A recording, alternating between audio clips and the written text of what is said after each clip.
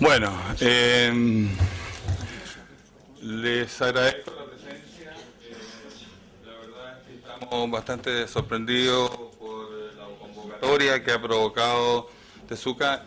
Era obvio, ¿no? Considerado hoy en día de los arquitectos más progresistas y más notables de Japón, habiendo obtenido, de hecho, la última vez que lo invitamos no pudo venir porque se ganó el premio de la medalla de oro del Japón y claro, prefirió recibir el oro en vez de venir para acá, ¿o no?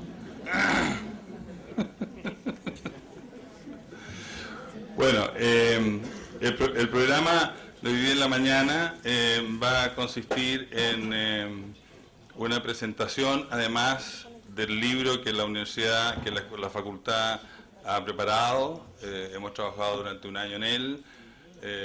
Brugnoli va a hacer una breve reseña de la revista y posteriormente Albert va a dar una reseña biográfica de Tezuka. Pero yo no quiero perder la oportunidad y aprovechar esta instancia para comentar lo que ha significado para la Escuela de Arquitectura de la Universidad de San Sebastián después de apenas un año de desarrollo, haber llegado ya a un nivel tal de poder traer una figura como la de Tezuka. Quiere decir que nuestra escuela, que parte de una idea novedosa de cómo abordar la enseñanza y cómo vincular al profesor con el estudiante, vincular el cuerpo con la mente, vincular el lenguaje con la forma, ha sido una manera distinta de abordar los temas de la arquitectura y del urbanismo.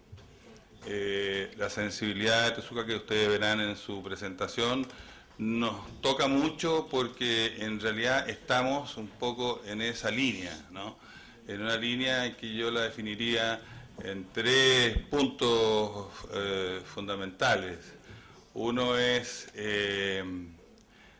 la pasión, el otro es el rigor y el otro es tener el deseo constante de que esta profesión nos invada. No estamos estudiando una carrera tan científica, no estamos estudiando una carrera humanística, si bien es cierto la arquitectura sin lugar a dudas es humanística, pero el enfoque de nuestra enseñanza nos ha llevado a tener una audiencia tan notable de jóvenes que un día lunes a las 11 de la mañana se han interesado por venir a ver la obra de este notable arquitecto japonés. Por lo tanto, antes de darle la palabra a Brugnoli, que es el director de nuestra revista, que entre paréntesis quiero que se note que después de un año recién formada la escuela, ya fuimos capaces de sacar un documento, se llama Materia, es una revista pesada, no es una revista tradicional de arquitectura, no van a encontrar plantas cortes isométricas, si bien es cierto las van a ver por supuesto, pero nos interesa el peso específico de ella. No creo que tenga más que decir,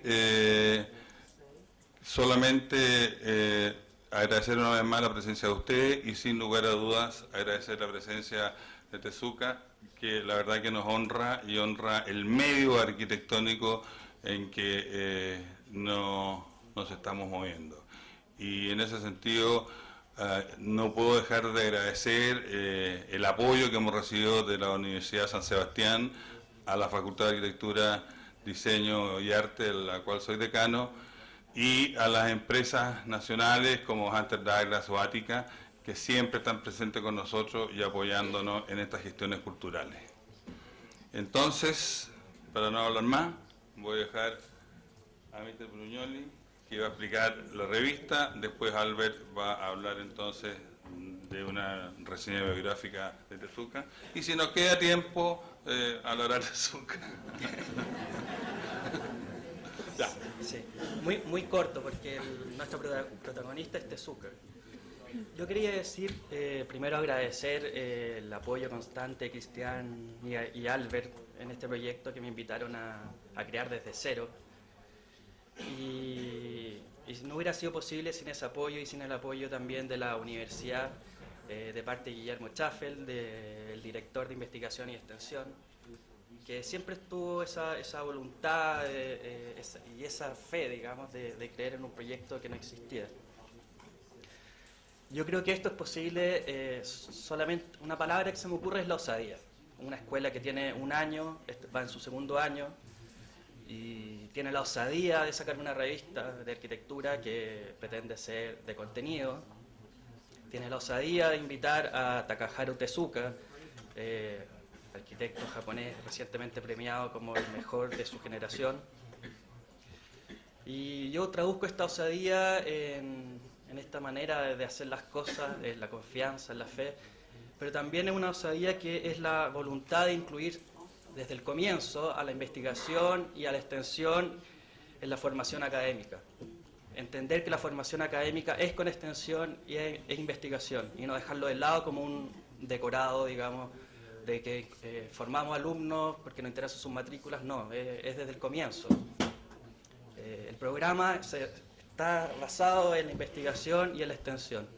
Dentro del mismo programa académico hay un ramo que se llama Cultura Arquitectónica, que esta conferencia está dentro de ese contexto también, que invita permanentemente a arquitectos y otros profesionales a hablar sobre la disciplina. Osadía, yo creo que esa es la palabra. Sobre la revista, voy a leer un pequeño cosa que está en la editorial. Es la revista Materia de Arquitectura, editada por la Escuela de Arquitectura de la Universidad de San Sebastián. Se abre a la comunidad para ser una herramienta de archivo, difusión y consulta. También aspira a ser un instrumento de conocimiento crítico que permita ampliar los límites disciplinares. Esto es fundamental, ampliar los límites disciplinares. Esa es nuestra misión. Para eso nos llamaron. La revista tiene una estructura que no la voy a dar ahora, pero sí está centrada en un cuerpo central que se llama dossier. Y dossier quiere ser el núcleo de la revista y donde se centre la discusión intradisciplinar. Después hay otras secciones que amplían la discusión hacia discusiones transdisciplinares y de miscelánea. Este dossier, que es nuestro cuerpo central, quisimos darle también un aspecto innovador desde el modelo editorial y que cada vez va a ser conformado por un editor invitado que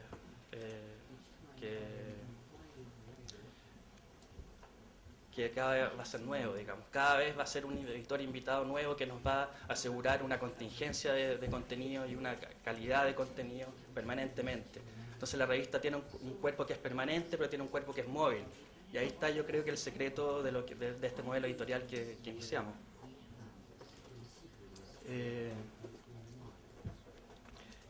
Este proyecto va a tener una de las primeras discusiones con el comité editorial que tuvimos es la mirada de la revista.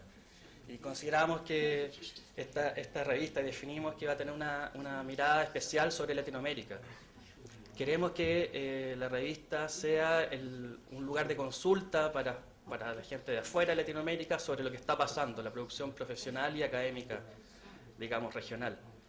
Aspiramos en unos pocos años más ser el referente de académicos extranjeros y profesionales extranjeros que vean esta revista y sepan qué se está discutiendo acá. No solo qué se está haciendo a través de fotografías, sino qué se está discutiendo, qué se está pensando en Latinoamérica. Falta mucho, sí. Estamos empezando el cero obviamente quisimos dar este número por toda la significación especial que tiene para nosotros los arquitectos. El cero es el vacío que da origen. Y haciendo una pequeña metáfora aquí, es lo mismo que cuando arrojamos una piedra al agua, ese es el cero, la piedra que cae al agua. Y cada número aspiramos a que sea una onda cada vez más grande en la superficie de nuestra disciplina. Eso es nuestra aspiración. Es una metáfora, pero a veces son buenas. Falta, pero creo que estamos en el camino correcto y contamos con los apoyos correctos. Quiero agradecer finalmente a todo el equipo de trabajo, al gran equipo de trabajo que se armó para este proyecto. Quiero agradecer al decano Cristian Bosa, al director de la Escuela de Arquitectura Albert Taide por su permanente apoyo, a Guillermo Chaffel por su entusiasmo con este proyecto, a todos los colaboradores de materia, Abel Erazo, Takaharu Tezuka, Loreto Flores, Peter Cook, Martín Di Peco, Macarena Cortés, Francisca Insulza, Fabricio Galanti, Marcelo Danza, Juan Pablo Corbalán, Milán Ibelich, Jorge Edwards, Igor Saavedra, María Alsolar, a toda la gente que participó en la producción de la revista, a Catherine Gilmore, a Renato Bernasconi, Esther Edwards. Este es el grupo duro de producción de la revista, que trabajamos hombro a hombro y que sin ello no sería posible. También agradecer a Cecilia Aldunate por su constante apoyo y a Paula Reyes, secretaria de la escuela, también por su colaboración. Y quiero terminar agradeciendo a las empresas Hunter Douglas y Áticas por su importante apoyo, que sin ello no hubiera sido posible este número que hoy tenemos acá. ¿Por qué no explicas dónde se adquieren? Sí. El número en este minuto va a estar a partir de mañana en la librería Metales Pesados, en José Miguel de la Barra y en el Centro Cultural Palacio de la Moneda.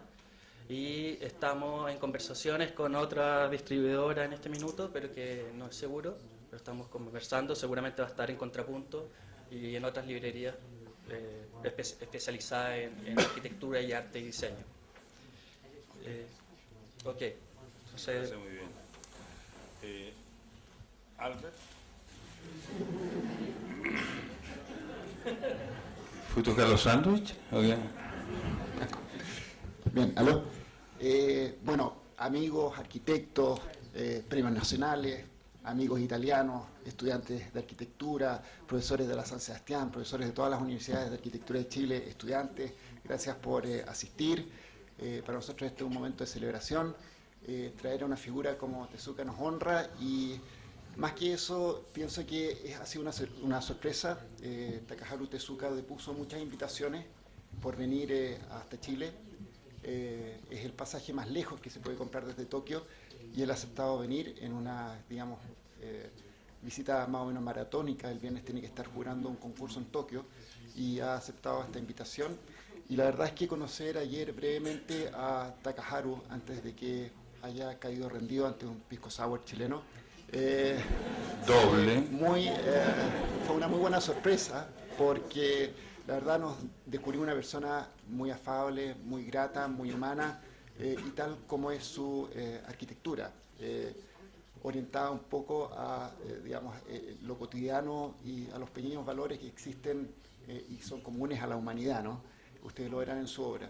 Pero hay un detalle que me sorprendió de sobremanera, que también tiene mucho que ver con su arquitectura, y es un poco el oficio, el rigor y la disciplina. Takaharu Tezuka viste exclusivamente de azul ultramar, como ustedes lo pueden ver, y su mujer Yui solo viste de rojo.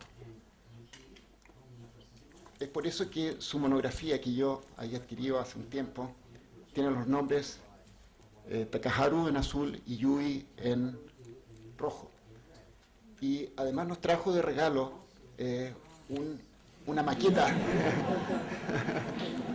Nos trajo una maqueta de un libro inédito. Solamente hay 3 copias en el mundo.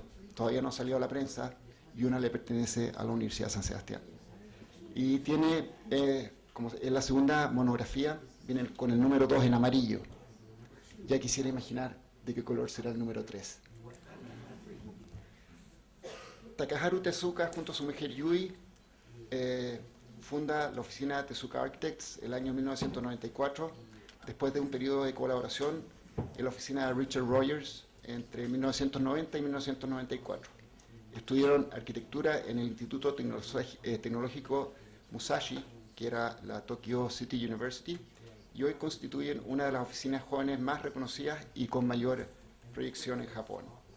Entre sus distinciones más relevantes figuran el premio JIA, Instituto de Arquitectos de Japón, por la casa Roof, el premio EcoBuild 2004, el Museo Echigo Matsunoyama, el premio JIA 2008 del Instituto de Arquitectos de Japón, por el Jardín Infantil Fuji y la reciente medalla de oro de la misma Asociación de Arquitectos. Premio al arquitecto más destacado del año. Su obra ha sido extensivamente publicada en todo el mundo y han sido profesores invitados y conferencistas en las principales universidades y escuelas de arquitectura del orbe. Takaharu Tezuka, con su obra, habla de volver al origen, estar en un espacio donde la gente pueda sentir la brisa, la luz natural, el cambio de estaciones, y donde se puede interactuar y estrechar vínculos cercanos. A pesar de estar radicados en Tokio, ellos recuerdan con nostalgia qué diferente era su vida en Londres, donde solían pasear por el río Támesis, andar en bicicleta y distraerse en las extensas zonas de parque y vida al aire libre. En contraste con Tokio, donde los espacios públicos están hechos para el consumo y cada paseo significa ir de compras o pagar por algún servicio. En reacción a esta realidad, Tezuka Architects dirigió su trabajo creativo en un viaje al encuentro de los valores humanos, la vida doméstica, las relaciones personales y la calidad de vida, con una arquitectura honesta, de formas simples.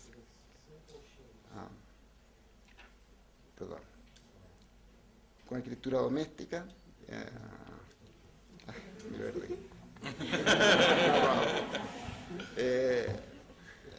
de forma simple, exenta de barroquismos decorativos y pornografía formal.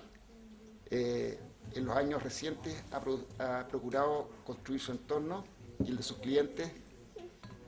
Thank you very much. Thank you very much.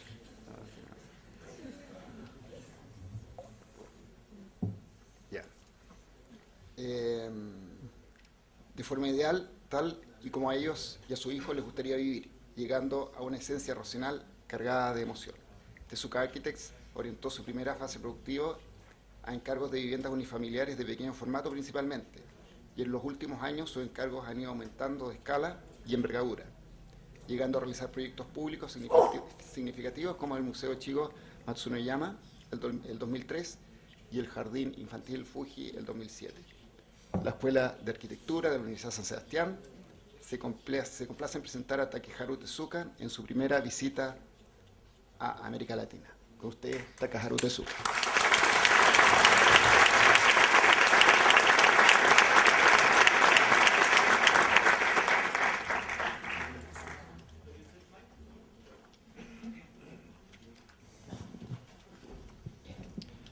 Can you hear me? Okay. Thank you very much for your invitation. Can you see the pictures from here? Yeah. Thank you for your invitation. It's honor to be invited here. We had a big welcome with bisco sour, with some headache last night, so I couldn't have a dinner last night. But it's nice to have that kind of local welcome. And we were supposed to have Yui with me and my partner, and could be my boss. And she is in red, and we are supposed to be red and blue. And somehow we couldn't get it because and we had to be in the jury in Tokyo for big competitions, and we were between first jury and second jury. So we had only 6 days to come to this jury, and takes 30 hours to get here. Just exactly another side of this planet. And when earthquake happened in Chile, and tsunami concentrate in Japan, do you know that 200 years ago, so the tragedy happens. So if you want to go to Tokyo as fast as possible, you need to drill through the center of this planet. You can get there, exactly another side of the world. Okay, and also Alberto told you that I'm in blue, and not only t-shirts, and this watch, and the socks. So if you want to find a family in Tokyo, just you try to find a red and blue couple, and with children in yellow and green. My son is in green, my daughter is yellow, and our car is in yellow. Everything's common. It's quite convenient when we wash things. The reason why I started from the story about the family is that the family is quite important. Some people say we architects should dedicate our life for just our work. But by the way, if you can't see, why don't you come down here? You're welcome to sit on the corner of the stage. Come in. You can't see. You can walk in. Try to get the way to get there, right? Try to come in. Because we think daily life is a key to understand architecture. Architecture is not just only for special occasion, for daily life. We architects has to share the idea with normal people, just the people on the street. We architects cannot explain about the concept of our project by yourself. You can't do that because architecture is destined to live more than 100 years, possibly 200 years. But I can live maybe up to 50 years from now. That's the maximum I can do. Nobody can be like the architects designed Brasilia. Scott Niemeyer could make more than 100 years, but I'm not sure I can make it. So it means architecture itself has to speak. Architecture herself has to speak. Otherwise, architecture cannot be survived. Architecture cannot survive. Architecture can live only with people. Architecture needs constant existence of people in herself. Okay, let me start from our most important project and the smallest project we have ever done. Smallest and the cheapest, but the most important. It's called Roof House. This is not the house we designed. It's about 60 years old house, built right after World War II. It's not good quality, but the client loved this house. And whenever we talk to client for the first time, we try to find out their lifestyle. The best way to understand the lifestyle is being friends. So usually I try to get in their house, being a friend, and having dinner with them, sometimes lunch. And I went there. And actually my wife and me went there. I went there. And we were talking through what kind of lifestyle they want. And suddenly they started saying, we love to have lunch here every weekend. And we didn't believe it. It's so high from the ground. There's no handrail. And then they were showing this picture as a proof. There's no handrail whatsoever. It's steep. And you can see ceramic tiles are falling off. And I said, it must be quite dangerous. You should be careful. What's the reason why you are letting your children to get out onto this kind of dangerous place? And the wife said, and that's okay. Always we parents are going out there with them. So I didn't think, and they understood what I was concerned about. And the wife said, maybe a new house. It's nice to have some kind of tower where she can climb up to overview the sea beyond this mountain. It's impossible. But then I found out she's so serious. So we decided to design a house with roof.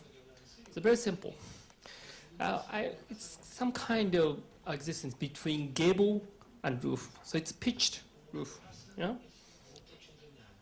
And the inclination is very important. And that's a site. Oh, how come it's shaking?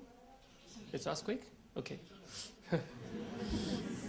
I hope nothing happened in Tokyo. Tsunami goes there. And this site is looking down the valley and on the edge of the residential area. And this roof is inclined toward this valley so that everybody can look down. And this inclination is the most important element of this project. Whenever we talk to my students, I say, you should never go to McDonald's for the first date, because I hope there is no person who works for McDonald's. The reason why I say is that when you have first date, you don't have much topic. And 30 minutes later, silence comes. And then you are facing each other. And the silence becomes quite awkward. But if you go to a riverbank, and you find that most couple are sitting on the edge of the sloping side, I hope you have something, you have placed something like that. In a slope is a place where you find most of couples in Japan, even in Europe. If you are sitting on the sloping side, and you have to look down same direction, because you can't sit sideways on the slope. Otherwise you roll down. So you are looking towards same direction, so you don't need to face each other. And then suddenly silence becomes quite romantic, different story. And then you share view. It's there's a splash on the water. And you should never say that kind of stupid thing in McDonald's. But it works on the riverside. And then it's easier to sit down. And it works in many ways. I shouldn't say more in public, in university. But the slope is quite important. And if you find out quite popular square on the piazza where people are gathering or sloping, you should know that a piazza in Siena or a square in front of Pompeo Center, and most of the flat place, flat square or piazza in the city are just for the people walking through, So I think inclination makes a lot of the gesture. So it's inclined like this. And then we found out, it's quite important crawl out through this window, this kind of window, here. They were not going through the door.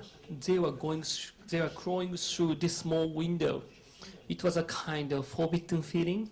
Which you are supposed to do, you are not supposed to do. So we made this kind of skylight where you can put ladder on and you can climb up. And then younger sister said, okay, this is my skylight.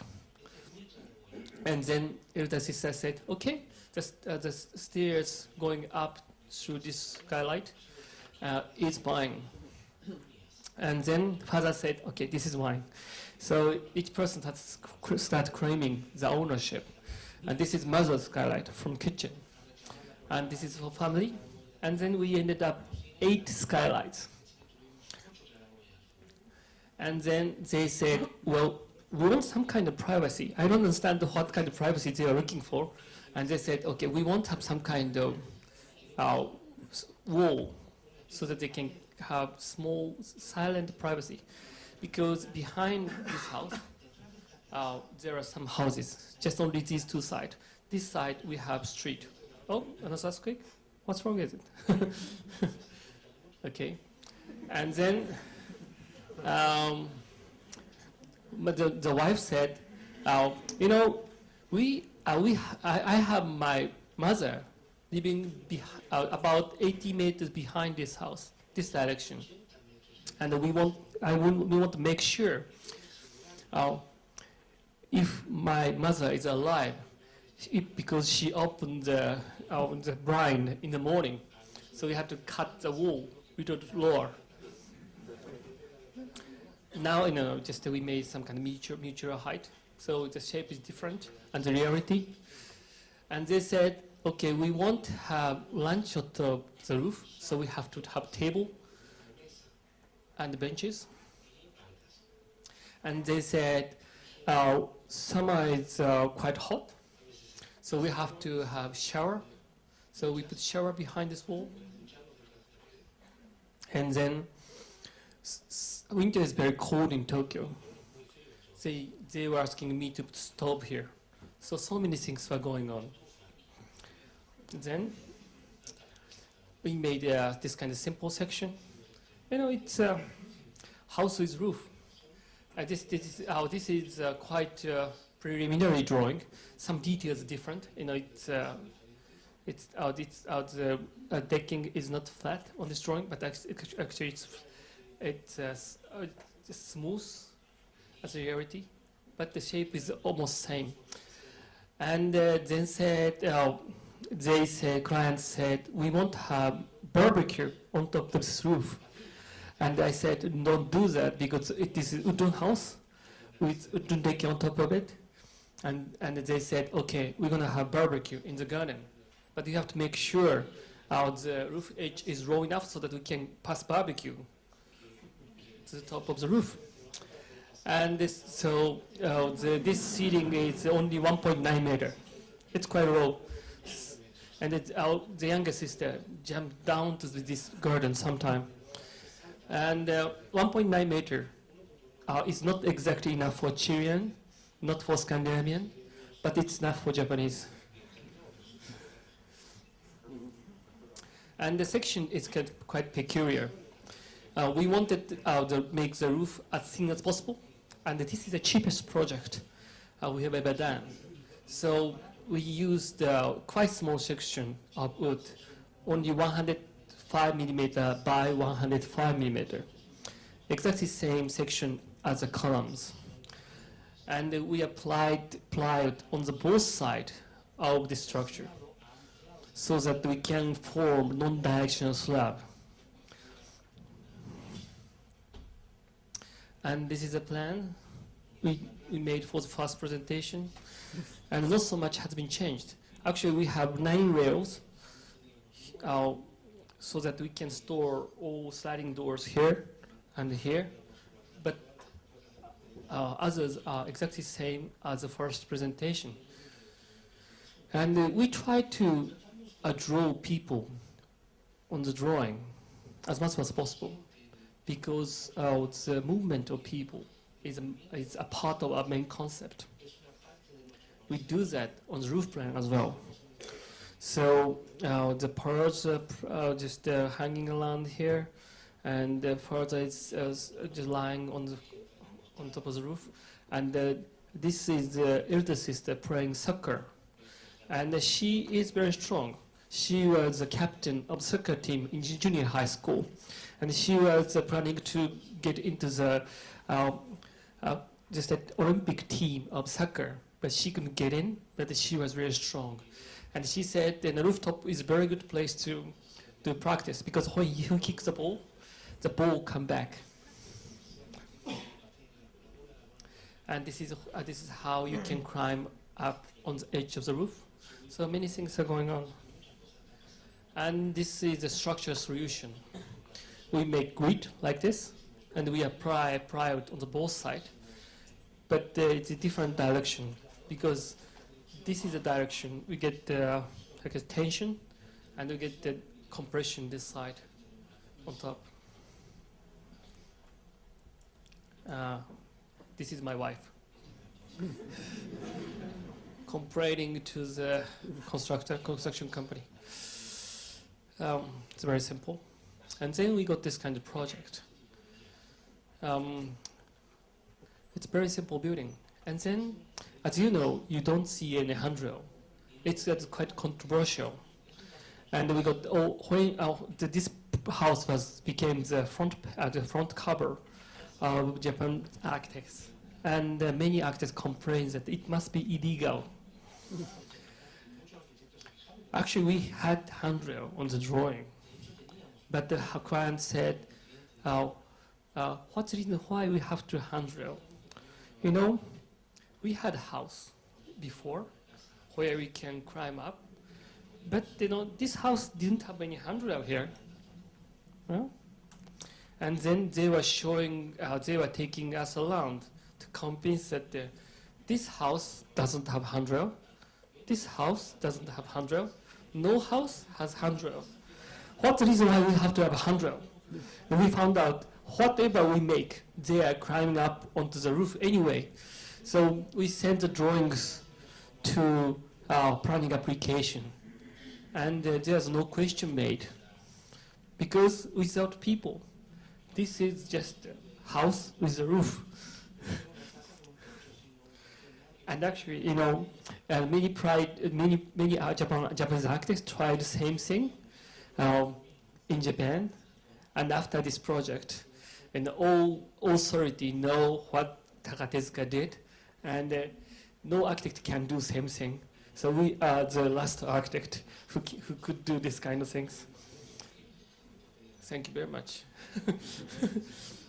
And then this is how we overlooked the valley. And some people say,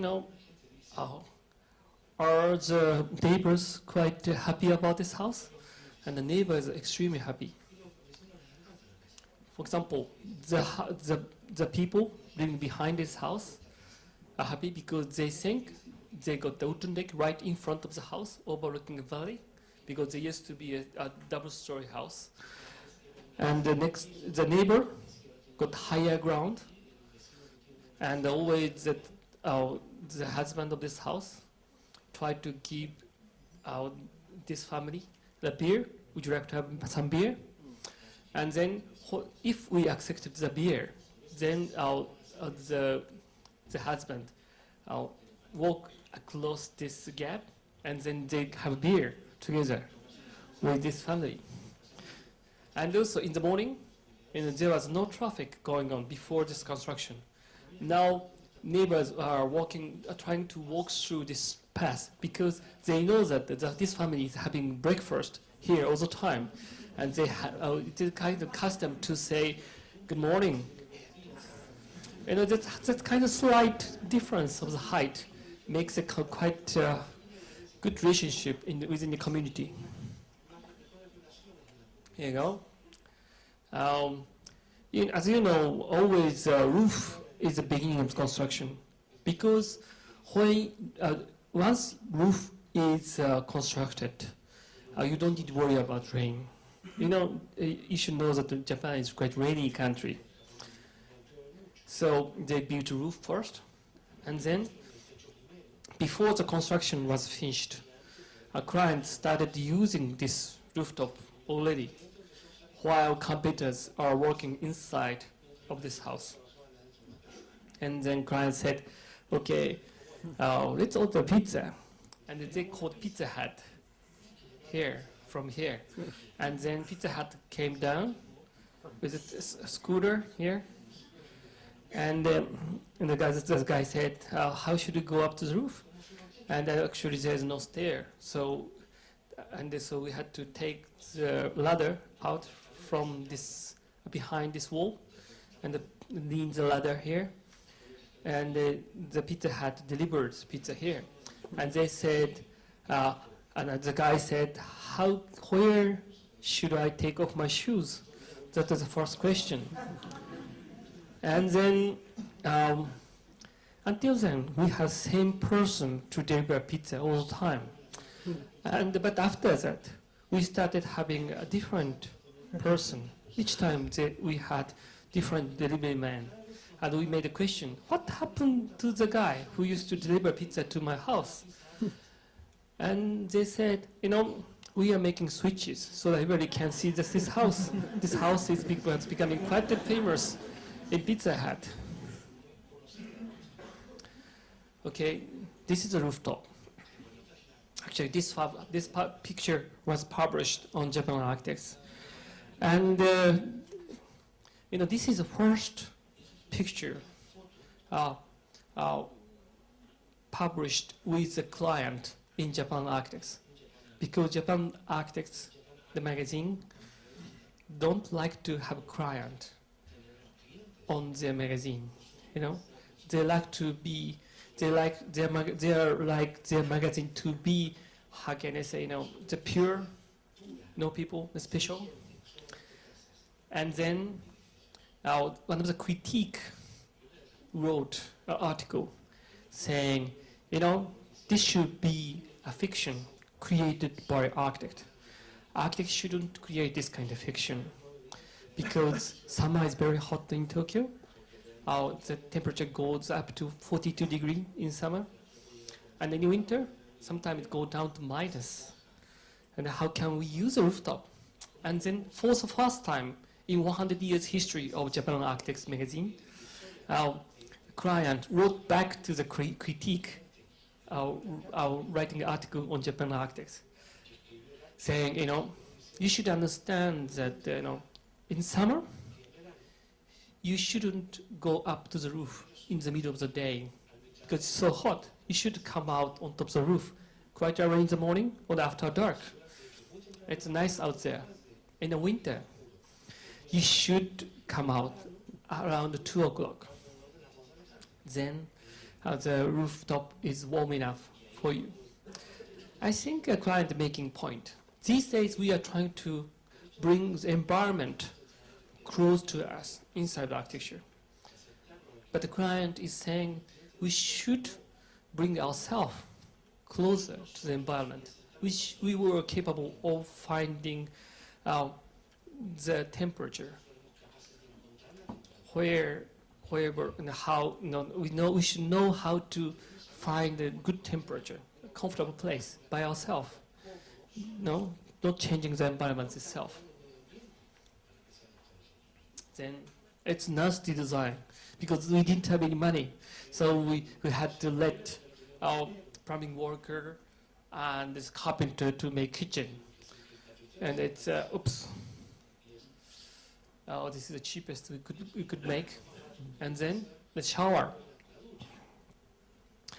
We didn't think they're going to use that shower so much, but actually their daughter, they have us 2 daughters, and now our son and my daughter are using this quite a lot, but we thought that this is for child use, and then suddenly we got the call from them in a time of typhoon. The wife said, it's nice to have shower, hot shower in the typhoon, in the cold typhoon. And I told her, you got to be careful. But she said, I'm okay because I'm wearing a T-shirt. I don't think she understood what I am concerned about. But they are quite serious about it. And because we used all the money for the rooftop, we didn't have any the floor finish. So this is applied, and they are calling this as a sofa. Actually, it's nicer this way because you are sitting lower, you can have a nice view. And another interesting thing is that you don't see any curtain here. It's not the picture taken for Architecture magazine. This is how they live now. At the beginning, they said, well, we don't need a curtain. We don't need any boundary on the side, neither. Somehow they were talking about American life. I think they misunderstood the American life. They said it's nice to have continuation from inside to the public. And when they moved into this house, just right next day, after they moved in, they found out neighbors were looking into the house, standing on this small street. And because of reflection, the neighbor didn't see what's going on in his house. And so, the family said, okay, maybe they are curious about our house. And the next day was on Sunday, okay? Now neighbors were standing inside of this garden, looking into the house. And they were getting upset, so they opened the window. And then they asked a question to the strangers. What's the reason why you are standing in this garden? And the neighbor said, well, we are wondering when you are going to open this meeting place. They thought this is a place for public. So the husband said, well, we have to change the situation. So we put some greens here, so they're creating some kind of boundary. then so that we can stop neighbors coming into the property. But still there's no gate, and there's no curtain. And there are stairs. Actually, this stair is fixed, but this ladder is movable, so you can move this ladder to here or here, wherever you want to. And this is called the privacy. Daytime, they don't close this door, so inside it's completely open. And each function has one skylight. So this bathtub has one skylight, and this is our ladder for this wash basin. So after you take a hot bath, you can take this ladder to go up to the roof, where you can take this cool air. And this is a skylight for the kitchen. We were supposed to bring some kind of food through this window, but it didn't work that way because the ladder was much easier to bring the food up. And this is how they climb up. You know, they love doing up and down the stairs. And you know, it's like a game. You know the field rabbit coming out, popping out from the holes on the ground, and then you have that kind of games, and you feel like getting a hammer to hit their head.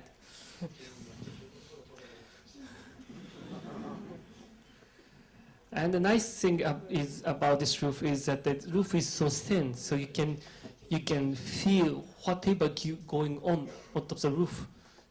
So the roof thickness of the roof is only 145 millimeter. So you can see red and blue soxes underneath. It's an important interaction. And we use this kind of light bulbs. It's very simple solution. And always we work with a lighting designer.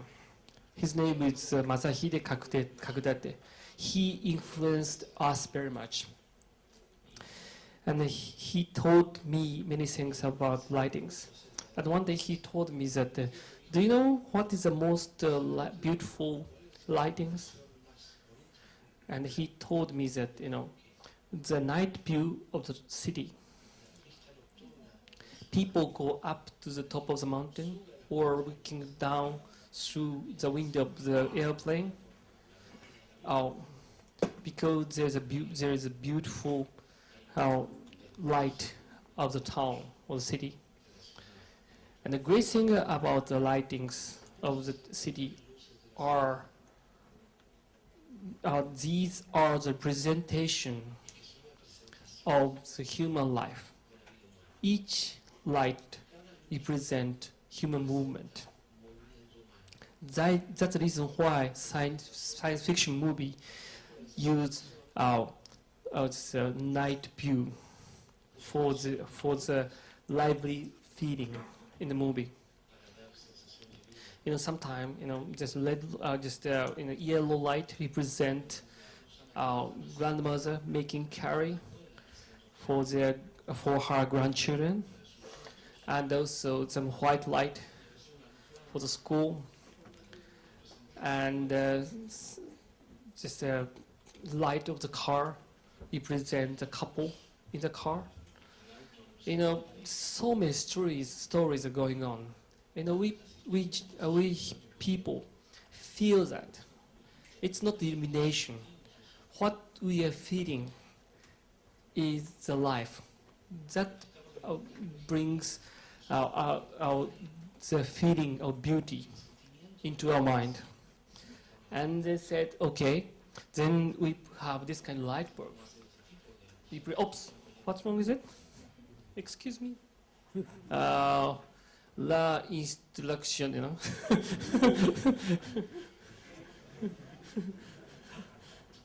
Okay, each lighting represent the movement here, so that we can move this around.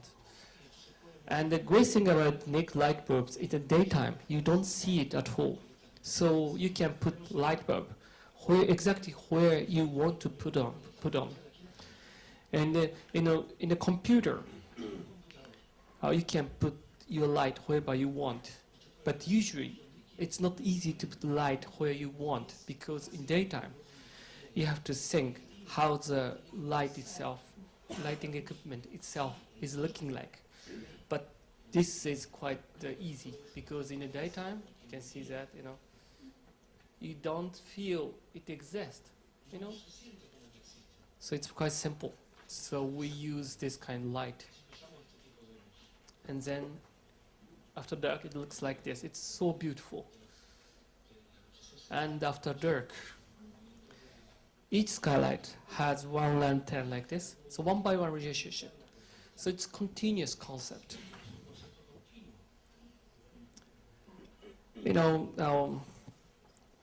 This house was published on Architecture Record and Architecture Review, both books. And we are pleased because that was our first international publication. And this project was published with Sendai Mediatek, designed by Toyoito. And we are so pleased because we are amongst the big figures. And then we found out the title of the project was something wrong. Because Sendai Mediatek, or as a stadium, was called as it should be. But this article was saying, upon the roof. They were talking about city life. Actually, the writer was writing that as they came to Tokyo, and the writer was writing that Tokyo is lack of space. So this architect came up with very interesting concept. Actually, they never came. Actually, it's not in Tokyo at all. And then, this is suburb. And suddenly we got a call from London saying, how many roof houses in Tokyo? I said, many. We lied.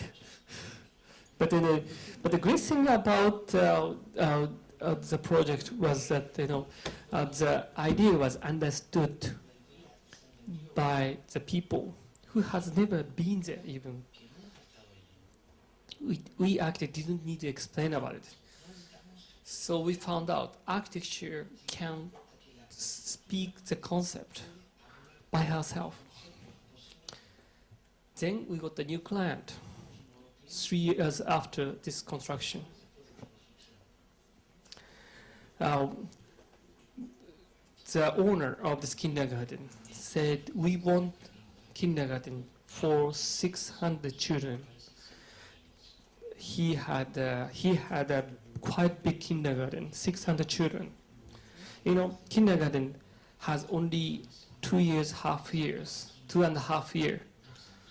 for the period, 2.5 generations. They start from 3.5 to 4, and they finish before they become 7. They have 2.5 years. So it means each grade has more than 220 or 230 children. So it's amazing size of the kindergarten. And we went there. We found out the feeling of this kindergarten was so good. First of all, principal was not acting as a principal. The principal was trying to walk into each classroom.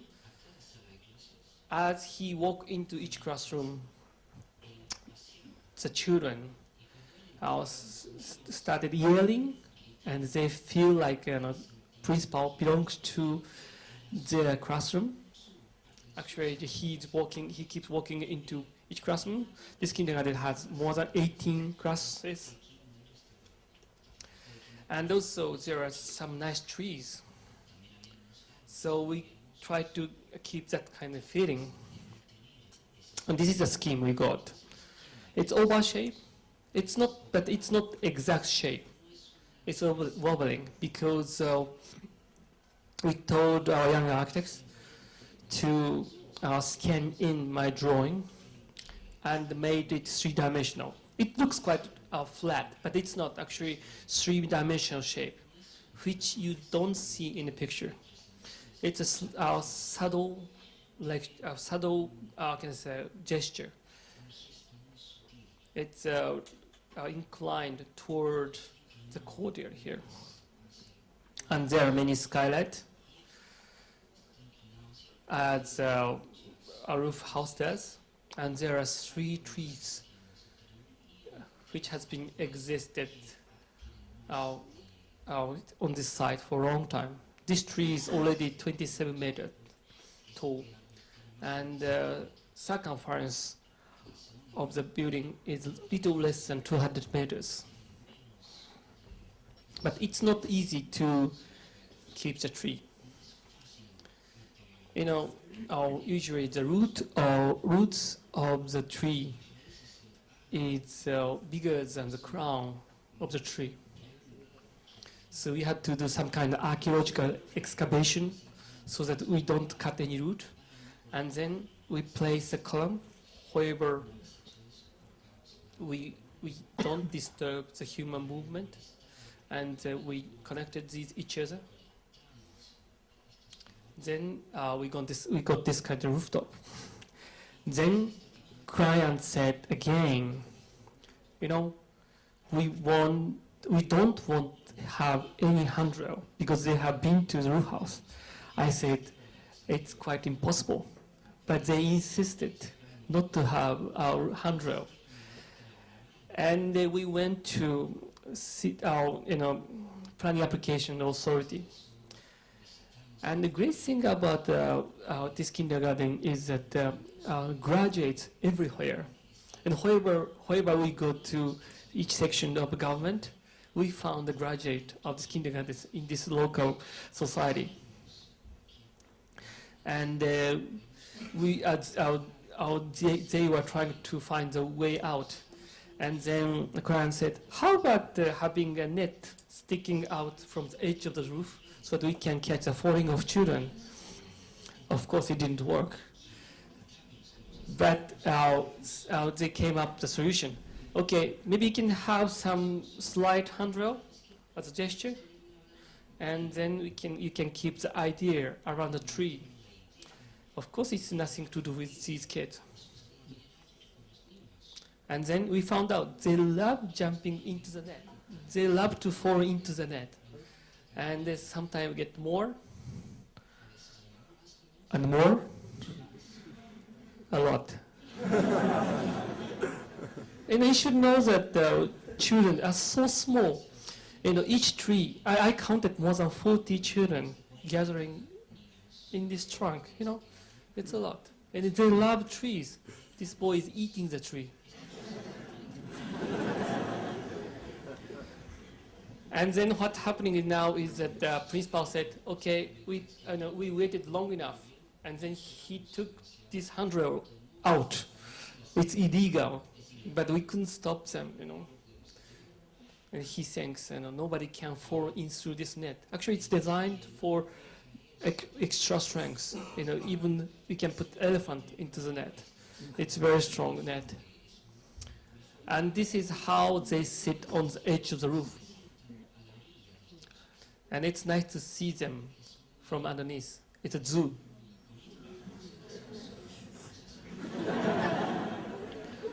And this is how we feed them. And the great thing about this kindergarten is that this kindergarten has field where they can make organic products like rice or carrot, all kinds of these things. They have several hectares of place for them. So it's a part of the education. And now you can see quite similar kind of feature the roof house. Roof edge is quite low. I think you know Shigon and Goyer. And do you pronounce their name as Shigon and Goyer, Gigon and Goyer? in a Switzerland architects, and Mike Geyer came to the site, and he's over 2 meters. And when he was there, he was cleaning the ceiling with his head. It's quite tall. But we wanted that height because the principal said, we should make it the scale for children. Even he wanted to make it lower, but this was the legal limit. The great thing about low roof edge is that you can see everything going on top of the roof, and also everything going on underneath of the roof same time. If the roof is too high, you see only ceilings. And also this roof is inclined towards the courtyard. So just like a linear, visibility is very important for kindergarten. And at the beginning, we didn't have any green, so it was like that because of the season. And the reason why we have mound is that we have straight stairs, and if we have very simple straight stairs, our children may break their neck. But if we have mound here, they bounce on top of the mound, and then they fall here, so they don't break their neck, And the problem happened because we couldn't put green when this is completed. Children found out this mat here is so soft, and they started making mud balls every day. And you imagine what 600 children can do every day. All mud went to their own house and making another mound in their house. And this mound disappeared in a month's time. So construction company, they complained. And then now it's covered with green, so it's stable now. And now, okay, this is the water coming down from the gargoyle. These days,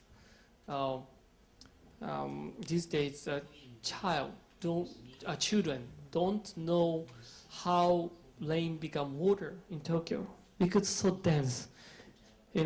Everything is covered with concrete, and they don't need to get wet. So this kind of opportunity is very important for the education. And this is a water tap. This is a leg washing place.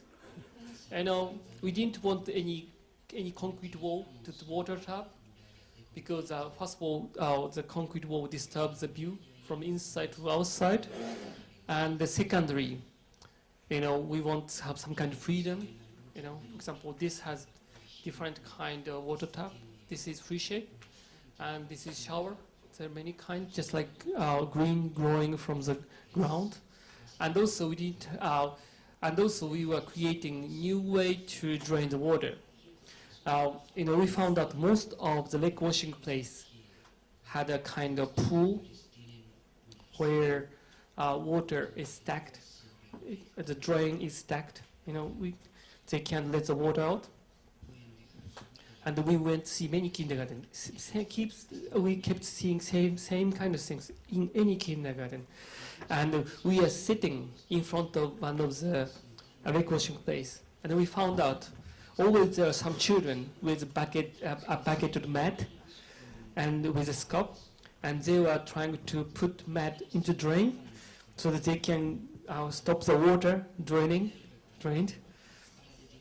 So we were trying to find out where they can stop the water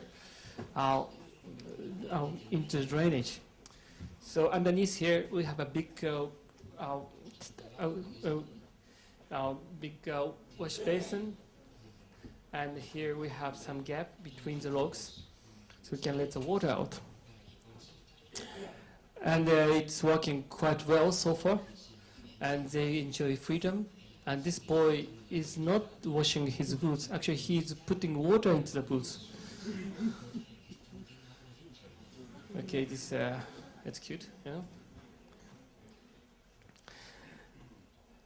And these days, in Japan, our government is trying to introduce highly insulated and also airtight building. But we are doing opposite way, because we are in the climate where we can appreciate seasons. You know, we're not exactly very in cold weather. You know, 2/3 of each year we can keep the window open, which is comfortable enough. And then we decided to put this kind of sliding door with 6 layers, so that the internal space becomes almost open, like external space. So in the most of the time, the building itself become just a roof floating in the air. Now, you know, in summer, some people like to have, some like to be in the air-conditioned space, but they go to beach in 50 degree, and then in winter, they go to skiing, minus 20 degree, but still like to be in a warm place. So it means we can be adapted in many conditions, different kind of conditions, but always the temperature is related to the occasion where you want to be. So we made this kind of arrangement, and we found out these are working quite well. You know, some authorities said, you know, this is not environmentally friendly building because it's not efficient way to put air conditioning on. But they didn't use any air condition last year. They kept the window open. You know, just that it's not the sufficient building to put air conditioning in summer, but they don't use it. That is the point. Oh, there's another thing I was supposed to say. You know, there's no division between the classrooms. You can see these boxes, and you can see the classroom next. The principal said it's quite important to have noise for the classroom, because noise is a part of the education. You know, even you can talk each other in the crowd, right on the middle of the Tokyo. You know, we are capable of selecting our sound, the voice of your friend. The reason why children are going to a library to study is that the library, it's not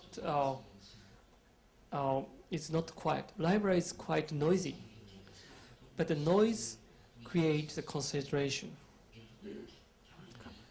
So we made this kind of arrangement, so you can hear the piano of next classroom. And this kindergarten is quite famous in Japan. And in every morning, there's a TV camera here to show this kindergarten just before our NHK national TV start. So there are always TV cameras, but they are quite. The cameraman always get impressed with